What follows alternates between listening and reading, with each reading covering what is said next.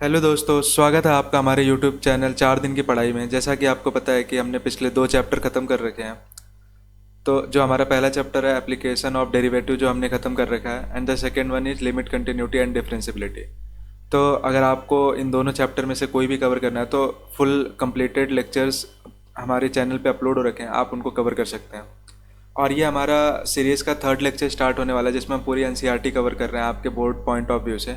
और हम प्रॉब्लम को कैसे सॉल्व करते हैं उस अप्रोच के बारे में भी डिस्कस कर रहे हैं, और किस टाइप के क्वेश्चंस जेई मेंस वगैरह में या फिर किसी भी कॉम्पिटिटिव एग्ज़ाम की अगर आप तैयारी कर रहे हो तो आपके लिए वो हेल्पफुल होने वाले हैं। क्योंकि हम बेसिकली अप्रोच बता रहे हैं कि आप कैसे क्वेश्चन को अप्रोच करते हो। तो क्वेश्चंस के अप्रोच आप किसी भी एग्ज़ाम में बैठो वो सेम होने वाले हैं।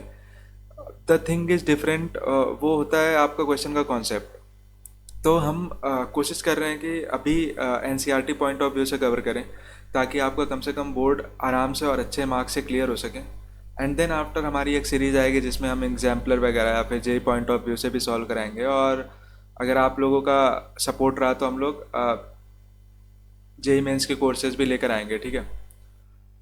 तो यही है। और अगर आप लोग को कोई भी पिछले 2 चैप्टर्स में से डाउट हो रहे हैं, तो अगर आप हमसे कम्युनिकेट करना चाहते हो तो आप जो हमारा कमेंट सेक्शन है, कमेंट सेक्शन में अपने कमेंट्स डाल दो क्वेश्चंस के, with like question number this and this from the page number of NCERT this and this. तो हम उसको कवर कर लेंगे अपने नेक्स्ट वाले चैप्टर में, नेक्स्ट वाले लेक्चर में कवर कर लेंगे, ओके। तो ठीक है, टाइम वेस्ट नहीं करते हुए हम आपको स्टार्ट करते हैं वेक्टर अलजेब्रा। तो हमारा जो थर्ड चैप्टर होने वाला है, हमने वेक्टर अलजेब्रा लिया है। तो देखो बेसिकली हमने 2 पहले कैलकुलस के पोर्शन खत्म कर दिए, जो कि एक था लिमिट कंटिन्यूटी एंड डिफरेंशिबिलिटी, जो कि बेसिक चैप्टर है, बिल्कुल इंपॉर्टेंट चैप्टर है, जिसमें आपको डिफरेंशिएशन आना चाहिए अच्छे से। And the second one is application of derivative. तो आपने डेरिवेटिव पढ़ लिया, डेरिवेशन पढ़ लिया, तो उसके एप्लीकेशन के बारे में जानो कि कैसे उसका एप्लीकेशन रियल लाइफ में यूज़ करता है, ठीक है। तो वो हमने पूरा चैप्टर कवर कर रखा है। अब हमारा जो थर्ड चैप्टर था, जब हम सोच रहे थे कि हम थर्ड चैप्टर को लेकर आए, तो हमने सोचा कि इंटीग्रल्स को लेके आते हैं। पर हमने देखा कि इंटीग्रल्स बहुत बड़ा चैप्टर है, तो अगर हमने इंटीग्रल्स को कवर करते करते हमने बहुत बेसिक चैप्टर या फिर जो मोस्ट स्कोरिंग चैप्टर है कहीं उसको मिस न कर दें। तो हमने ये सब सोचते हुए हमने इंटीग्रल्स को थोड़ी देर के लिए होल्ड पे रख रखा है, और हम अभी वेक्टर अलजेब्रा की शुरुआत करेंगे। और आफ्टर दिस वेक्टर अलजेब्रा हम 3D पे आएंगे, फिर प्रोबेबिलिटी पे आएंगे, जो मोस्ट स्कोरिंग चैप्टर है। एंड देन जब लास्ट में हमारे पास टाइम होगा तो हम इंटीग्रल्स पे आएंगे। क्योंकि आप सोचो, आपको नंबर्स लाने तो स्मार्ट वर्क करना है। मैं ऐसा नहीं है कि हमने इंटीग्रल्स अच्छे से तैयार कर लिया पर हमारे बाकी चैप्टर्स वीक है जो स्कोरिंग थे।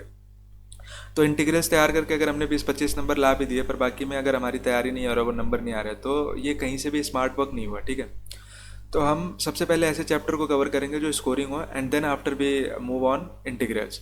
तो आपको फ्लो समझ में आ गया। तो हम इंटीग्रल्स अपना अभी थोड़ी देर के लिए होल्ड रखते हैं और वेक्टर अलजेब्रा पे चलते हैं, then after 3D and then probability, okay.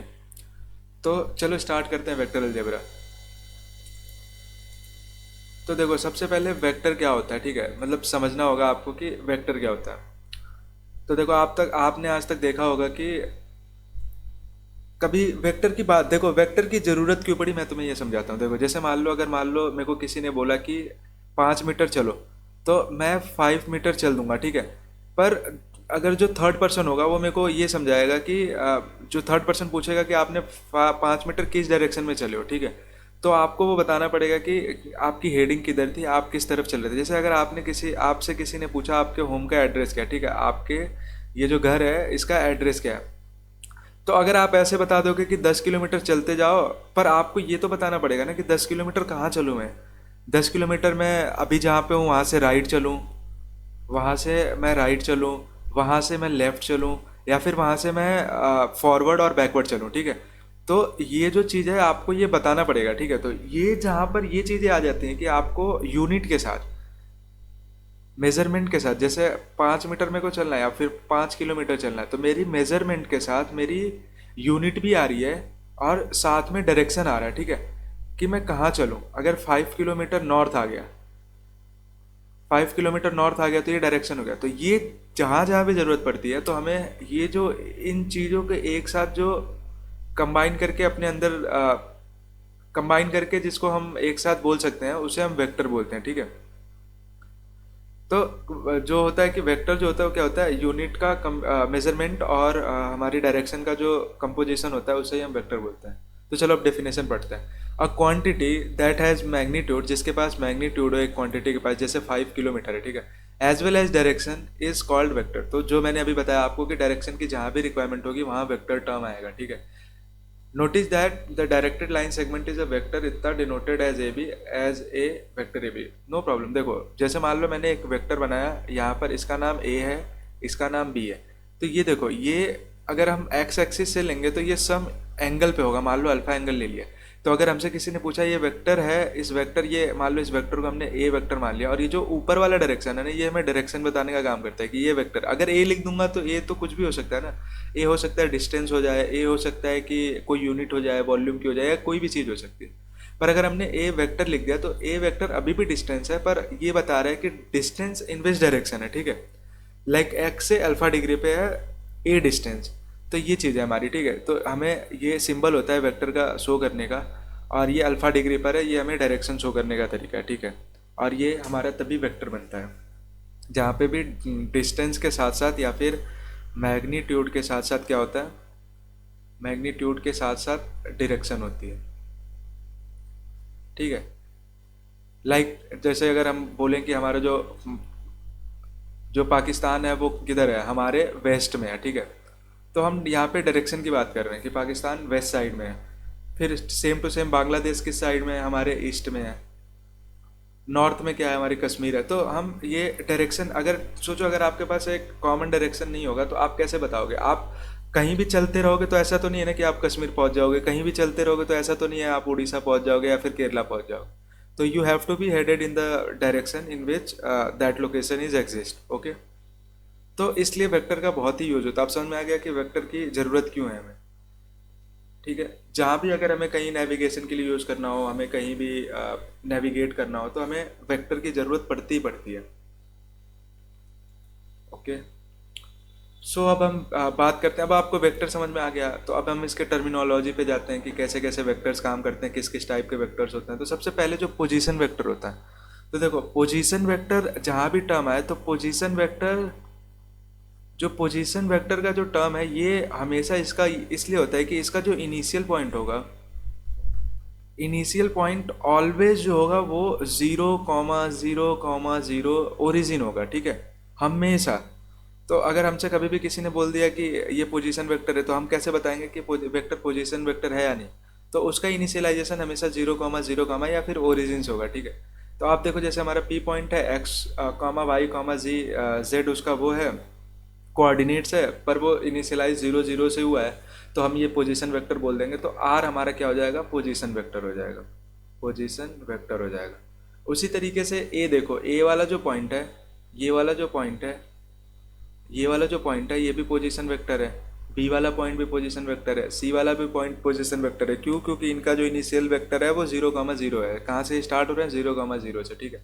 और ये देखो आप वेक्टर के सिंबल होते हैं नंबर, जो अगर आर वेक्टर है तो हमने आर के ऊपर उसका भी सिंबल बना दिया वेक्टर वाला, ठीक है, ये चीज़ होती है। तो ये पोजीशन वेक्टर होता है हमारा, ठीक है। अब पोजीशन वेक्टर का डिस्टेंस निकालना कैसे होगा, अगर मान लो मुझे इस आर वेक्टर का डिस्टेंस निकालना है, आर वेक्टर का डिस्टेंस निकालना है, तो अभी आप आगे पढ़ोगे कि इसके डिस्टेंस को हम मॉड ऑफ आर बोलते हैं, ठीक है। तो अब ये मॉड ऑफ आर कैसे निकलेगा, तो नॉर्मल है, देखो दोनों दो कोऑर्डिनेट्स हमारे पास है, एक x comma y comma z है, दूसरा 0,0 है। तो अगर हमारे पास दो कोऑर्डिनेट है तो आपको तो पता होना चाहिए कि डिस्टेंस बिटवीन द डिस्टेंस अगर हमें निकालना है दो पॉइंट ऑफ कोऑर्डिनेट्स के बीच में, तो कैसे निकालोगे, x2 minus x1, y2 minus y1 और z2 माइनस z1। तो सेम करना है, देखो x माइनस 0 करोगे तो x का स्क्वायर प्लस y का सेम करोगे तो y स्क्वायर प्लस z का स्क्वायर। तो ये हमारा वेक्टर आ जाएगा, ठीक है। तो पोजीशन वेक्टर हमें कभी भी निकालना हो तो जो कोऑर्डिनेट्स दिए होते हैं उन्हीं का स्क्वायर होता है रूट के अंदर में, ठीक है, और प्लस के साथ। तो ये चीज़ होगी, ये आपको समझ में आ गया। अब चलो हम डायरेक्शन कोसाइन की बात करते हैं। ये बहुत ही मेजर कॉन्सेप्ट है और ये ऑलमोस्ट आपके बहुत सारी चीज़ों में यूज़ होने वाला है। तो आप जैसे मैं समझाऊंगा आप उसको वैसे याद रख लेना और बहुत ज़्यादा डीप में जाने की ज़रूरत नहीं, ठीक है। जो मैं बोलूँगा बस उसको ध्यान रखना। तो देखो डायरेक्शन कोसाइन, सबसे पहले समझते हैं कि डायरेक्शन कोसाइन होता क्या। जैसे मान लो अगर हमने एक वेक्टर बनाया, आर वेक्टर है, ठीक है। तो हम अगर मान लो मैंने एक्स और वाई एक्सिस में बना दिया, देखो एक्स और वाई एक्सिस में मान लो मैंने एक वेक्टर बना दिया यहाँ पर, मान लो ये पॉइंट है पी और मैंने एक वेक्टर बना दिया आर वेक्टर। तो ये सम पॉइंट है एक्स कॉमा वाई, ठीक है। तो ये तो आसान है तेरे हमारे लिए निकालना कि ये अल्फा एंगल है और ये वाला जो एंगल है वाई से, जो ये जो वाई से एंगल बन रहा है इसका, वो मान लेते हैं बीटा है, ठीक है।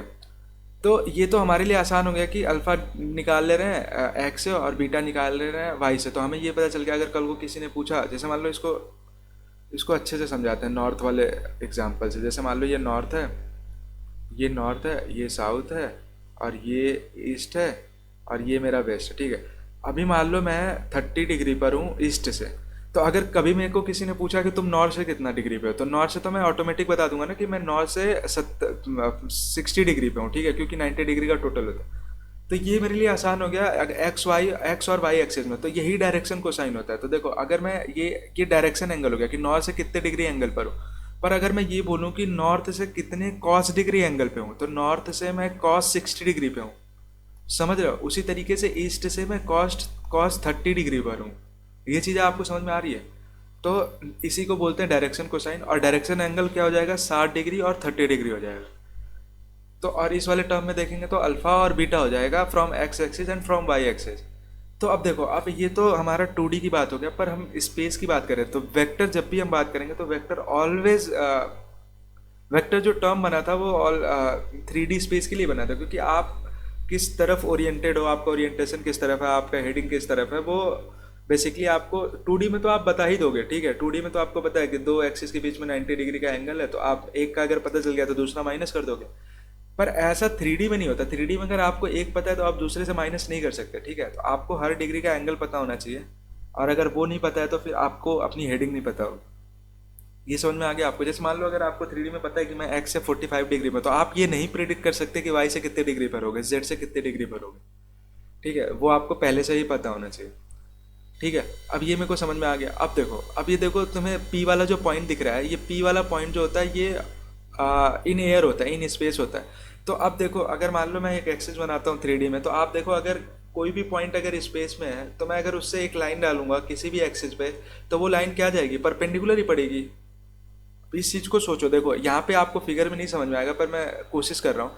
पी वाले पॉइंट को आप स्पेस में खड़े होकर के आप ऐसे देखो, पी वाले पॉइंट पे आप खड़े हो, आप अगर किसी भी एक्सिस को देखोगे, एक्स और वाई और जेड एक्सिस को, तो आप कैसे देखोगे, परपेंडिकुलर देखोगे। जैसे मान लो मेरे को एक्स पे देखना है, तो मैं एक्स पे देखूंगा, तो मेरे आई और मेरे जो एक्स एक्सिस के बीच में जो एंगल बन रहा है वो कितना डिग्री का बन रहा है, 90 डिग्री का बनेगा, अगर मैं देख पा रहा हूँ तो। अब ये चीज़ अगर आपको समझ में आ गई तो आपको ये पता चल जाएगा कि पी डिग्री से, पी से जो पॉइंट से अगर एंगल बनेगा एक्स पे, ए पॉइंट पे, तो 90 डिग्री बनेगा। Same goes for y, same goes for y and same goes for z. ये समझ में आ गया, वाई और जेड के लिए भी सेम 90 डिग्री बनेगा। और अगर ये चीज़ आपने क्रैक कर ली तो आगे वाली चीज़ बहुत ही ईजी होने वाली है। तो देखो, अब मैं ये पढ़ूंगा, फिर मैं आगे जो ये बताएगा मैं उसे आपको बताऊंगा, ठीक है। देखो, consider the position vector, OP vector को हमें पोजीशन वेक्टर बताना है। क्यों? क्योंकि ये ओरिजिन से बन रहा है, ठीक है। एक्स वाई जेड पॉइंट है इसका। The angle alpha beta gamma made by the vector r with the positive direction of x and y and z axis से बन रहा है एंगल अल्फा बीटा गामा, ठीक है। और इन्हें हम डायरेक्शन एंगल बोलते हैं। देखो, इसे डायरेक्शन कोसाइन नहीं बोलेंगे, इसे डायरेक्शन एंगल बोलेंगे, क्योंकि ये सिर्फ एंगल अल्फा बीटा गामा। पर अगर हम इनको कोसाइन से इनके मल्टीप्लाई कर देंगे, या फिर जब कोसाइन वैल्यू होगी इन एंगल्स की, the cosine value of this angle cos alpha cos beta cos gamma are called direction cosine. तो ये समझ में आ गया आपको। अब देखो, ये डायरेक्शन कोसाइन हो गए, cos alpha cos beta and cos gamma, ये हमारे क्या हो गए एक साथ, डायरेक्शन कोसाइन। किसके? एक स्पेस वेक्टर के, या फिर एक पोजीशन वेक्टर के, एक पोजीशन वेक्टर के, ठीक है। एक पोजीशन वेक्टर के ये है कोसाइन, डायरेक्शन कोसाइन। ओके, ये समझ में आ गया आपको। डायरेक्शन कोसाइन अभी आपको नहीं समझ में आएगा, ये बहुत ही हेल्पफुल होता है। अगर आपको आपको ये बताना है कि मेरी हेडिंग कहाँ है, मेरा ओरिएंटेशन कहाँ है, मैं किस डायरेक्शन में हूँ, तो आपको डायरेक्शन कोसाइन आप पता ही होना चाहिए कि मैं एक्स से कहाँ हूँ, वाई से कहाँ हूँ, जेड से कहाँ हूँ। तभी तो आप बता पाओगे ना कि मैं एग्जैक्ट स्पेस में कहाँ हूँ, ठीक है। ये समझ में आ गया आपको।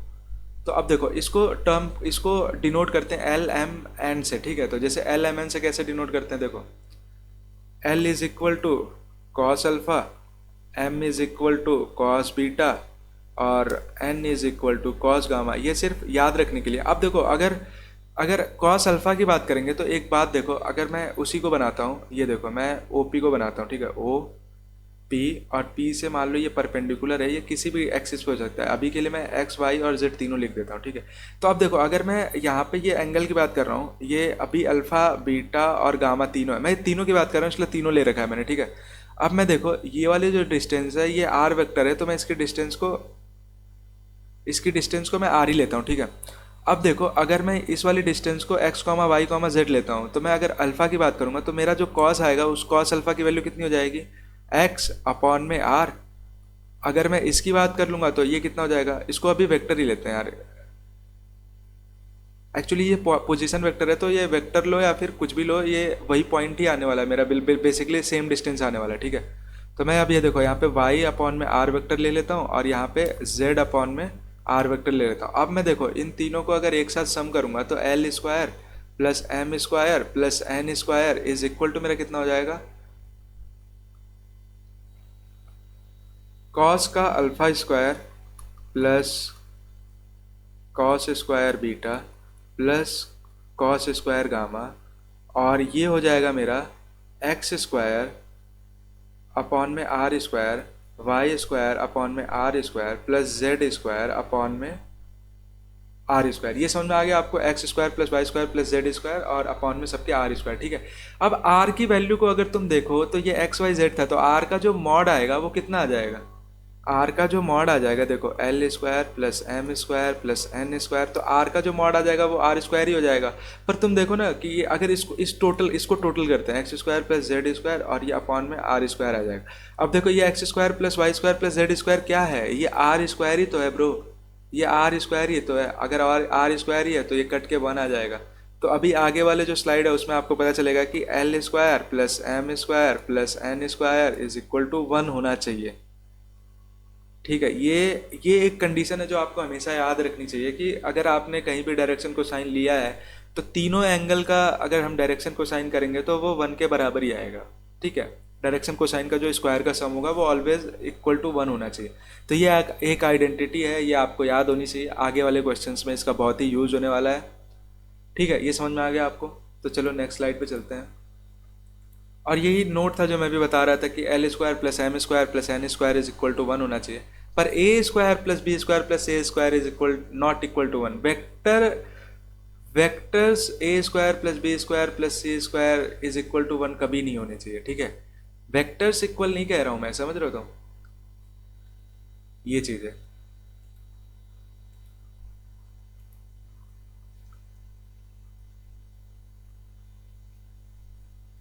ओके, तो नेक्स्ट स्लाइड पे चलते हैं।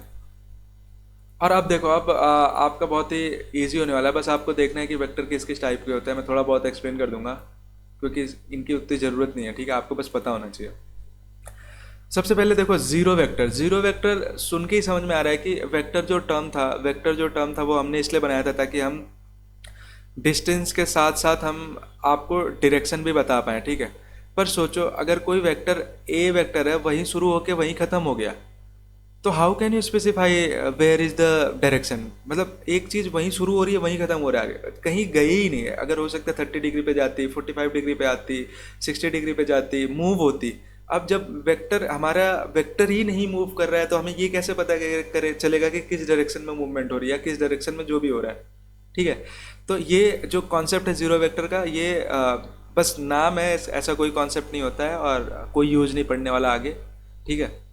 देखो ए अगर लिखना होगा वेक्टर को तो आप कैसे लिख सकते हो, ए पे ए वेक्टर, ए पे शुरू हुआ ए पे ख़त्म हो गया, कहीं गया ही नहीं भाई, ठीक है। तो अब देखो भी यूनिट वेक्टर बहुत ही यूज होने वाला है, आपको पता चलेगा यूनिट वेक्टर क्या होता है। तो यूनिट वेक्टर में देखो क्या होता है कि मान लो मेरा कोई वेक्टर है, ये मान लो मेरा वेक्टर है, ये मान लो मेरा एक्स डायरेक्शन, एक्स से मेरा वेक्टर 30 डिग्री पे, पर इसका जो मैग्नीट्यूड है भाई वो मेरा मैग्नीट्यूड 1 ही आना चाहिए, ठीक है। तो वेक्टर यूनिट वेक्टर का क्या मतलब होता है कि मैग्नीट्यूड 1 होना चाहिए और डायरेक्शन कोई सी भी हो सकती है। तो हम इसका यूज़ करने वाले हैं, इसका यूज़ कैसे करने वाले हैं, देखो अगर मान लो मुझे ये बताना है कि जिस डायरेक्शन में श्याम गया है, ठीक है, जिस डायरेक्शन में श्याम गया है उसी डायरेक्शन में राम जाएगा, तो मुझे ये पता चलेगा, मुझे राम जो है वो श्याम से पूछेगा कि भाई तू किस डायरेक्शन में गया, तो श्याम बोलेगा ये देख मैं इस डायरेक्शन में जाऊंगा, तो मतलब मैं इस डायरेक्शन में गया था। तो अब से ऐसा तो नहीं है ना कि श्याम दोबारा वो जगह पे जाके बताएगा कि मैं इस डायरेक्शन में गया था, ठीक है। तो वो कैसे बताएगा राम को बोलेगा देख 1-2 कदम चल देगा, तो राम को बोलेगा मैं इस डायरेक्शन में गया, तो तू भी इसी से चालू हो जा।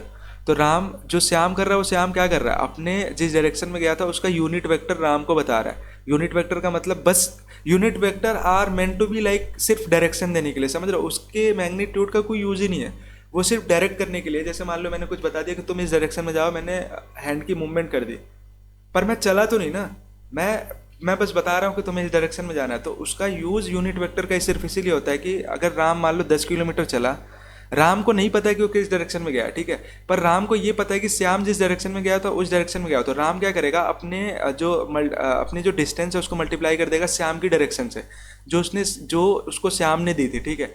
ये समझ में आ गया। तो हमें कहीं भी यूनिट वेक्टर का यूज़ आपको समझ में आ गया। यूनिट वेक्टर का यूज़ कहाँ करना है, किसी के साथ भी, किसी डिस्टेंस के साथ भी अगर हमने उस डायरेक्शन का मल्टीप्लाई कर दिया या उस यूनिट वेक्टर का मल्टीप्लाई कर दिया, तो that unit is going to be in that direction of the vector, ठीक है। ये समझ में आ गया आपको। बहुत ही आसान है भाई, बहुत ही आसान है। यूनिट वेक्टर बहुत ही अंडरस्टैंडिंग और बहुत ही ईजी चीज़ है। तो यूनिट वेक्टर का यूज़ आपको समझ में आ गया। अगर आपके पास यूनिट वेक्टर है तो आपके पास सिर्फ डायरेक्शन है, मैग्नीट्यूड तो है ही नहीं। ये चीज़ समझ में आ गई। चलो एक बार पढ़ भी लेते हैं। A vector whose magnitude is unity of course is called, इसीलिए इसका नाम यूनिट वेक्टर है। The unit vector in the direction of a given vector A is denoted by A. तो ये चीज़ है। देखो अब मैं अगर मान लो मेरे को ये बताना था कि श्याम के डायरेक्शन में गया, तो मैं यहाँ पे देखो श्याम को कैसे रिप्रेजेंट करूंगा, श्याम के डायरेक्शन को मैं श्याम वेक्टर न लिख के मैं श्याम का कैप लगा दूंगा, ठीक है। श्याम का वेक्टर तो वो होता है ना जो श्याम जिस डायरेक्शन में गया ही था, यानी 10 किलोमीटर चला तो 10 किलोमीटर श्याम का वेक्टर हो जाएगा। पर श्याम का अभी क्या है, श्याम का यूनिट वेक्टर हो जाएगा जो राम इस्तेमाल कर रहा है। भाई ये बहुत ही कॉन्सेप्चुअल है। पूरा मैथ हमारा हाइपोथेसिस पे होता है कि आप इमेजिन कर लो, आप मान लो। तो मैं देखो यहाँ श्याम को ही वेक्टर मान लिया मैंने, और देखो तुमने श्याम को ही मैंने यूनिट वेक्टर भी बना दिया राम के लिए।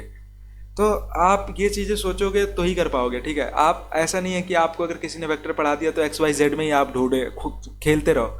आपको समझना है कि बेसिकली ये बना क्यों और फिर मैं इसको कहाँ इस्तेमाल कर सकता हूँ, ठीक है। ये चीज़ आपको बेसिक्स आने चाहिए बेसिकली। चलो ठीक है, अब मैं नेक्स्ट पे चलता हूँ। Collinear vector coinitial vector है, ठीक है। टू और more vectors having the same initial point are called coinitial vector. Coinitial vector यार जहाँ सारे सबका को इनिशियल, देखो को इनिशियल नाम में है, देखो को इनिशियल जिसका इनिशियल पॉइंट सेम हो। तो मान लो मैंने एक वेक्टर लिया, मैंने एक वेक्टर यहाँ पे मान लो मैंने ओरिजिन से लिया, इसका इधर डाल दिया, इधर कर दिया, इधर कर दिया, इधर कर दिया। अलग अलग एंगल्स पे हैं पर ये जा तो अलग अलग डायरेक्शन में रहे, तो इसीलिए ये सारे वेक्टर है। मान लो ए vector, B vector, C vector, D vector, ये सारे वेक्टर हैं पर एक पॉइंट से, तो इनको को इनिशियल बोलेंगे। सेम कोलिनियर वेक्टर, टू और more vector are said to be collinear if they are parallel to the same line irrespective of their magnitude and the direction. Parallels होनी चाहिए भाई। देखो मान लो मैंने ये वेक्टर बनाया और मैं इस वेक्टर को मान लो ये 30 डिग्री पर ही है, ये एक्स एक्सिस है, और अब मैं एक और बनाता हूँ एक्स एक्सिस से, ये पैरेलल ही बनाऊंगा पर इसका मैग्नीट्यूड ज़्यादा कर दूंगा, समझ रहे हो। तो इसका मैग्नीट्यूड मैंने ज़्यादा कर दिया, डायरेक्शन सेम है, पैरेलल है इसका मतलब डायरेक्शन सेम है। इसी को हम बोलते हैं फ्री वेक्टर। फ्री वेक्टर का क्या मतलब होता है कि इस 30 डिग्री को एक्स एक्सिस से मैं देखो यहाँ वाले पे भी रख सकता हूँ। मैं कैसे रख सकता हूँ, इसको नॉर्थ साउथ में भी रख सकता हूँ। मैं देखो नॉर्थ साउथ तो ईस्ट, तो मैं इसको ईस्ट से भी 30 डिग्री पे रख सकता हूँ। ये चीज़ समझ में आई आपको, इसे ही फ्री वेक्टर बोलते हैं। कल को अगर किसी ने बोला कि एक्स एक्सिस से 30 डिग्री पे गया था, तो मैं ये भी मान सकता हूँ कि ईस्ट से 30 डिग्री पर गया था, क्योंकि ई और एक्स जो है वो पैरेलल है। ये चीज़ आपको समझ में आ गई? अगर आ गई तो बहुत बेस्ट चीज़ है, क्योंकि हम ऐसे ही करने वाले हैं, हर जगह ऐसे ही करने वाले हैं, वेक्टर्स को शिफ्ट करने वाले हैं। अभी तो यहाँ मैथ में उतना यूज़ नहीं है, पर अगर आप फिजिक्स पढ़ोगे, एनएलएम वगैरह पढ़ोगे, फ्रिक्शंस पढ़ोगे, तो उसमें आपको फ्री वेक्टर का बहुत सारा यूज़ आने वाला है, ठीक है। तो देखो ये फ्री वेक्टर क्या होते हैं, बेसिकली 30 डिग्री एंगल पे है, तो मैं इस 30 डिग्री एंगल को यहाँ ईस्ट के साथ 30 डिग्री एंगल पे रख सकता हूँ, क्योंकि मुझे पता है भाई ये डायरेक्शन है। मैं डायरेक्शन को किसी भी तरीके से कहीं से भी एनालाइज कर सकता हूँ, एक पॉइंट ऑफ रेफरेंस होना चाहिए बस मेरे पास, ठीक है। ये चीज़ आपको समझ में आ गई, ठीक है। तो ये को इनिशियल हो गया, कोलिनियर वेक्टर हो गया। अब पैरेलल्स होने चाहिए, मैग्नीट्यूड इनका डिफरेंस होना चाहिए, ओके। को ये हमारा फ्री वेक्टर था, सॉरी ये मैंने फ्री वेक्टर वाला बता दिया गया, ठीक है कोई नहीं। कोलिनियर वेक्टर है ना, कोलिनियर वेक्टर एक लाइन के पैरेलल होनी चाहिए। देखो जैसे मान लो ये लाइन है, मैं इसके पैरेलल हूं,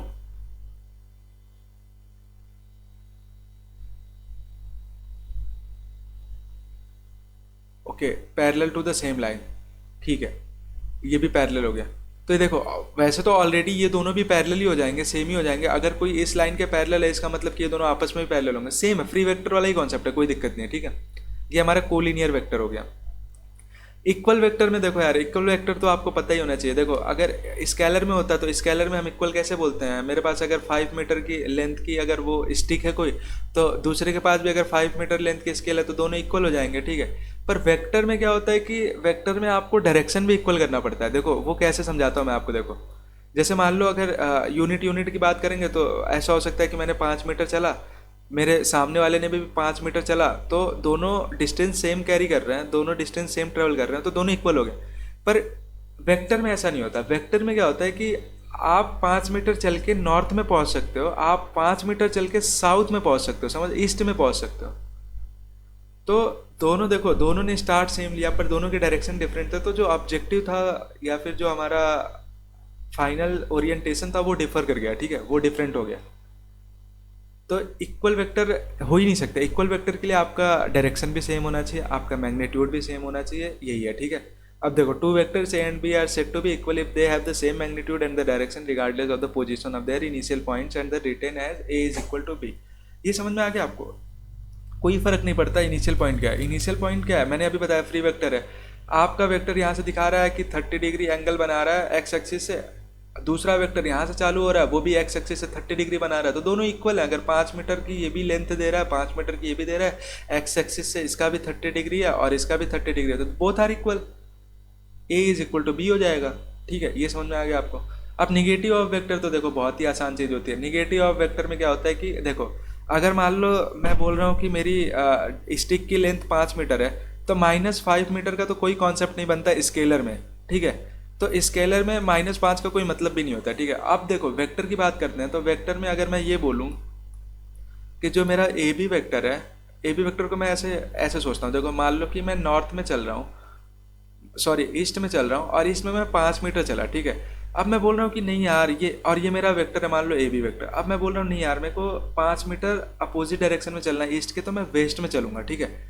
तो देखो अब तुम लेंथ को तो माइनस नहीं कर सकते, लेंथ तो हमेशा पॉजिटिव होगा, 5 मीटर होगा। तुम चेंज क्या कर सकते हो निगेटिव इन टर्म में? अगर मान लो मैंने ए बी को निगेटिव करा, तो निगेटिव में क्या कर सकते हो? निगेटिव में तुम सिर्फ डायरेक्शन चेंज कर सकते हो। तो जैसे तुमने डायरेक्शन चेंज करा तो तुम्हारा जो ए बी वेक्टर है वो तुम्हारा क्या बन जाएगा, minus of a b vector. और अगर इसी को लिखना हो तो ऐसे लिख सकते हैं, बी ए वेक्टर हो जाएगा। क्यों? क्योंकि इसकी हेडिंग देखो, तुम्हारे लिए जो ये ए था ये बी था, अब तुम ए से वापस बी की तरफ जा रहे हो पर अपोजिट डायरेक्शन में जा रहे हो, तो ये तुम्हारा फ्रॉम बी टू ए हो जाएगा, ठीक है। B a is equal to minus a b. ये समझ में आ गया आपको? ए बी का माइनस हो जाएगा वो बी ए वेक्टर हो जाएगा। ये चीज़ आपको समझ में आ गई, ठीक है। तो ये हमारा टाइप्स ऑफ वेक्टर भी खत्म हो गया, ठीक है। अब हम चलते हैं नेक्स्ट टॉपिक पे अपने, जो कि हमारा एक एग्जांपल्स होने वाला है। तो चलो अभी हमने बहुत सारे वेक्टर्स की बात कर ली, अब हम एक एग्जांपल पे जाते हैं, फिर हम आपको बताते हैं कि एग्जांपल में कैसे वेक्टर्स के साथ ट्रीट करते हैं। तो देखो, represent graphically a displacement of 40 kilometre 30 degree west of south. देखो अगर आपसे जनरल पूछा गया होता कि 40 किलोमीटर चलो, तो आप 40 किलोमीटर का ऐसे एक बना देते हैं और बोलते हैं अब ये ठीक है, ये 40 किलोमीटर चलेगा, ठीक है। ये तो आपको ऑब्वियस हो गया। पर अगर आपको इसने स्पेसिफाई कर दिया कि ये वेक्टर है जो 40 किलोमीटर में है, और डायरेक्शन के नाम पे उसके बाद, ये तो मैग्नीट्यूड हो गया ना मेरा 40 किलोमीटर, ठीक है। पर मेरे पास डायरेक्शन के नाम पे क्या, क्योंकि जब भी वेक्टर देगा तो आपको ढूंढना पड़ेगा कि उसका मैग्नीट्यूड कितना, उसका डायरेक्शन क्या है। तो डायरेक्शन के नाम पे आप क्या ढूंढ रहे हो? इसने बोला कि west of south 30 degree west of south, south से 30 डिग्री वेस्ट पे है। ये समझ में आया आपको? 30 डिग्री साउथ से वेस्ट पे, ये वाला वेस्ट होता है और ये वाला ईस्ट होता है। तो 30 डिग्री साउथ से वेस्ट में है, तो मैंने 30 डिग्री बना दिया, साउथ से वेस्ट बना दिया, और यही इसको मैंने इसके मैग्नीट्यूड के नाम पे 40 किलोमीटर रख दिया। हो गया भाई मेरा, दैट्स इट। यही है प्रॉब्लम, यही है वेक्टर। अभी इस पूरे रिप्रेजेंट करना था मेरे को ग्राफिकली, मैंने कर दिया कि 40 किलोमीटर चल दिया इसने और 30 degree west of south. Of वाले पे ध्यान किया करो, ठीक है। जब भी ऐसे लिखा करे कि वेस्ट ऑफ साउथ, तो इस ऑफ पे जाया करो। इस ऑफ का क्या मतलब होता है? का। इसको याद रखो, इस ऑफ का मतलब होता है का। तो साउथ का 30 डिग्री वेस्ट की तरफ, साउथ का इसको कैसे पढ़ोगे? साउथ का 30 डिग्री वेस्ट की तरफ, as simple as it is, ठीक है। तो ये हमारा अभी पहला लेक्चर ये ख़त्म होने वाला है, और एक्चुअली ख़त्म हो गया, तो हमारा ये एग्जाम्पल भी ख़त्म हो गया। अब हम नेक्स्ट लेक्चर लाएंगे इसी वेक्टर अलजेब्रा का, जिसमें हम डिस्कस करेंगे वेक्टर एडिशन वगैरह, पैरेललोग्राम वगैरह, लॉस, फिर वेक्टर को सब्ट्रैक्ट कैसे करते हैं, वेक्टर को माइनस कैसे करते हैं, वेक्टर को फ्री वेक्टर के साथ कैसे ट्रीट करते हैं, वेक्टर्स के क्वेश्चंस कैसे बनते हैं, अच्छे अच्छे क्वेश्चंस कैसे बनते हैं। तो ये सारी चीज़ें हम नेक्स्ट लेक्चर में डिस्कस करने वाले हैं। तब तक मैं बस यही कहूँगा कि मेहनत करते रहो, एग्ज़ाम्स आने वाले हैं आपके, और कोशिश करूँगा मैं कि वीडियोस जल्दी जल्दी आएँ और रेगुलर बेसिस पर आएँ, ताकि आप कहीं लैग ना कर जाओ, ठीक है। तो हमारा काम तो यहाँ ख़त्म हो जाएगा कि वीडियोस आपको अपलोड कर दिया जाएगा, वीडियोस आपको समझ में आ जाएंगी, पर जो आपका काम है आपके साइड से कि रिवीजन करना, क्वेश्चंस को लगाना, जितने हो सके उतने क्वेश्चंस करना, और हर कॉन्सेप्ट को एकदम डीपली अंडरस्टैंड करना, ताकि आप भी यूज़ कर पाओ कि vector are not meant to be for X Y and Z axes. Vector हर चीज़ के लिए इस्तेमाल कर सकते हो आप, जैसे मैंने श्याम का वेक्टर बनाया था और श्याम का यूनिट वेक्टर बनाया था, ठीक है। तो आपको ये कॉन्सेप्ट आना चाहिए, और पूरा मैथ इमेजिनेशन का खेल है, इमेजिन करो और खेलो और इन्जॉय करो, ठीक है। और फोकस करो अपने एग्ज़ाम पे, क्योंकि एग्ज़ाम आने वाला है। और कहीं भी कोई भी डाउट हो रहा है तो आप हमारे कमेंट सेक्शन में कमेंट कर दो, ताकि हम जो नेक्स्ट लेक्चर आने वाला है उस नेक्स्ट लेक्चर में हम आपकी जो प्रॉब्लम्स हैं उनको कंसीडर करें और आपको सॉल्यूशन मिल पाए, ठीक है। तो कहीं से भी जो डाउट क्लियरिंग वाला कॉन्सेप्ट है वो सारा क्लियर हो जाए आपका, कहीं से भी आप लैग ना करो, ठीक है। और एग्ज़ाम्स वगैरह आ रहे हैं तो फोकस रहो, आपके प्री बोर्ड वगैरह हैं उस पर तैयारी करो। तब तक हम कोशिश करेंगे कि 50% सिलेबस ऑफ द मैथ ख़त्म हो जाए, ताकि आप अभी कवर कर सको। बाकी हमारे चैनल पे और भी केमिस्ट्री के, फिजिक्स के लेक्चर्स आ रहे हैं, अगर आपको देखने तो आप देख सकते हो, कवर कर सकते हो। और फॉर मोटिवेशन शॉर्ट्स वीडियो डाली जा रही हैं, आप लगातार देखो उनको, अगर आपको कहीं भी मोटिवेशन की कमी आ रही है कि क्या करना चाहिए, क्यों करना चाहिए, तो आप हमारे वीडियोस को, हमारे शॉर्ट्स को कवर करो। और फॉर थियरी पोर्शन ऑब्वियसली हमारे लेक्चर्स आ रहे हैं, कांस्टेंट बेसिस पे अभी तो नहीं आ रहे हैं पर आने लगेंगे, तो आप लगे रहो, ठीक है। चलो मेहनत करते रहो दोस्तों। इसी के साथ जय हिंद दोस्तों, ध्यान रखो अपना।